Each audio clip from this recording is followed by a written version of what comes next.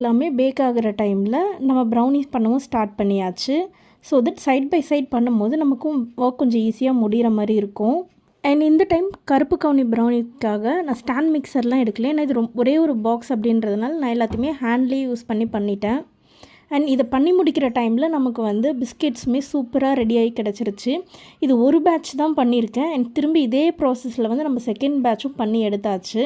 ஃபைனலாக நம்ம வந்து நார்மல் ப்ரௌனி அண்ட் கருப்பு கவுனி ப்ரௌனி அண்ட் ராகி பிஸ்கெட்ஸ் எல்லாத்தையுமே பண்ணி முடிச்சதுக்கப்புறம் ப்ரௌனி எல்லாத்துக்குமே வந்து நம்ம மேலே சாக்லேட் கனாச் போடணும். ஸோ அதை தான் இப்போ பண்ணிகிட்டு இருக்கேன். அண்ட் ஒவ்வொரு பாக்ஸுக்குமே சாக்லேட் கனாச் போட்டதுக்கப்புறம் லாஸ்ட்டாக தான் கருப்பு கவுனி ப்ரௌனிக்கான சாக்லேட் போட்டோம். ஏன்னா கன்ஃபியூஸ் ஆகிடக்கூடாது அப்படின்றதுக்காக. ஸோ எல்லாத்துலேயுமே சாக்லேட் கனாச் போட்டதுக்கப்புறம் பேக்கிங்கும் ஸ்டார்ட் பண்ணியாச்சு. ஸோ ப்ராப்பராக இதை பேக் பண்ணிவிட்டு அண்ட் மேலே நம்ம லேபிளும் ஒட்டியாச்சு. அண்ட் இப்படி தான் இந்த ப்ரௌனி ஃபுல்லாகவும் ரெடி பண்ணோம். அண்ட் இது கூடவே 3 ராகி பிஸ்கெட்டையும் பேக் பண்ணியாச்சு. அண்ட் உங்களுக்கும் இந்த மாதிரி ப்ரௌனிஸ் வேணும் இல்லை பிஸ்கெட்ஸ் வேணும் அப்படின்னா ஸ்க்ரீனில் தெரிய நம்பருக்கு வாட்ஸ்அப் பண்ணுங்கள். உங்களுக்கும் எந்த மாதிரி ப்ரௌனிஸ் வேணும் அப்படின்னாலும் உங்களோட கஸ்டமைசேஷனுக்கு ஏற்ற மாதிரியே ப்ரௌனிஸ் பண்ணித்தரோம். தேங்க்ஸ் ஃபார் வாட்சிங்.